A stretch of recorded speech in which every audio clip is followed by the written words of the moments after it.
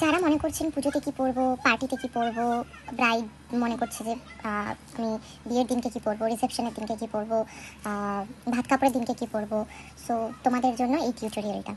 বা ঈদে কী পরবো, অনেক কিছুই অনেকে চায় যে আলাদা আলাদা ড্র্যাপিং করতে, আলাদা আলাদা শাড়ি ড্র্যাপিং স্টাইল। তো অনেক ধরনের শাড়ি ড্র্যাপিং স্টাইল তোমাদের জন্য আজকে আমি নিয়ে এসেছি অনেক ভ্যারাইটিতে। সো তোমরা দেখো অনেক অনেক সুন্দর সুন্দর ট্রেন্ডি শাড়ি ড্র্যাপিং। সো তোমাদের জন্য এই ভিডিওটা লাস্ট পর্যন্ত কিন্তু অবশ্যই দেখো। এদিক থেকে সোজা নিলাম, এদিক থেকে নিয়ে এরকম নিলাম। এটা হিন্দুস্তানি না না, এটা এরকম করে নিলাম, নিয়ে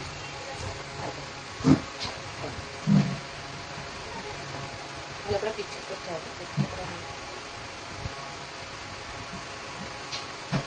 ভালো লাগছে বেল দিলে মানে আঁচলটা বাংলা দিয়ে শাড়ির আঁচল থাকবে, শুধু আমার যে কচিটা বাংলায় থাকবে আর আঁচলটা হিন্দিতে নিয়ে বাংলাটা ওরকম ড্রেপ করতে হবে, তাই বাংলা হিন্দি মিক্স। আচ্ছা ওকে, দেখে নেবো তোমার আশা তো শাড়ি ড্র্যাপিং মতো ঠিক আছে। ঠিক আছে আমি দেখে নিয়েছি। যেমন এখানটা খোলা থাকছে, খোলা থাকছে, এটা মডার্নও পরাতে পারো, এটা রিসেপশনও পরাতে পারো।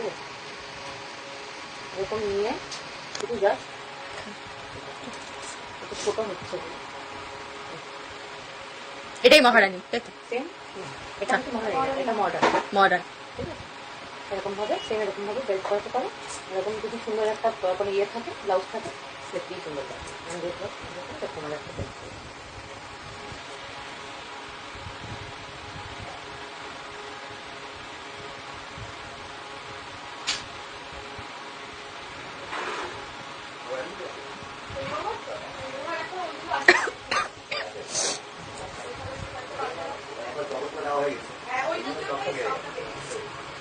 কিছুই না, সিম্পল। তার কিছু করলাম না, ঠিক আছে। এটাই মহারাজ।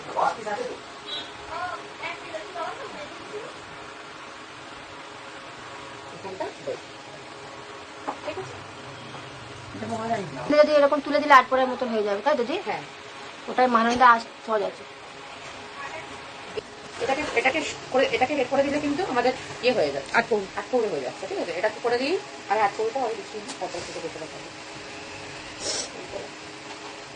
এখানটা আটকে দিলাম, ঠিক আছে।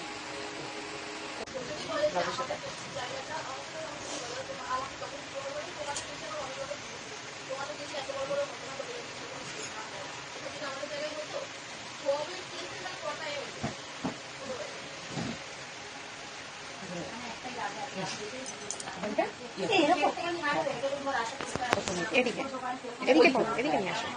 হ্যাঁ, ঠিক আছে। এবার এইটাই ধরো